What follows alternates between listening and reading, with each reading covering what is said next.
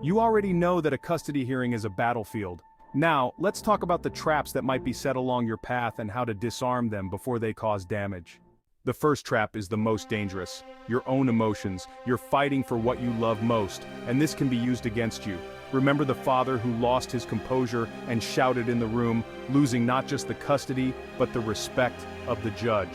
Take a deep breath, maintain calm. Your serenity is your armor. She will try to provoke you. It could be an unfounded accusation or a comment about your personal life. Like when I had to stay calm as my ex falsely insinuated that I didn't care about my son. Breathe, do not react. Every word you say must be measured and firm. Do not give her the reaction she wants. Know the laws and be prepared for twisted legal arguments. My ex tried to use a legal loophole to limit my access, but my lawyer and I were already a step ahead, armed with jurisprudence and counter-arguments.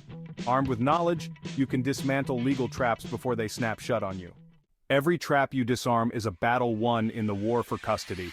It's not enough to just show up in the courtroom. You need to master every aspect of it. Be prepared, be alert, and turn every challenge into your advantage. Stay tuned for part 3 of how to master your custody hearing. Credits: Michael J. Donovan.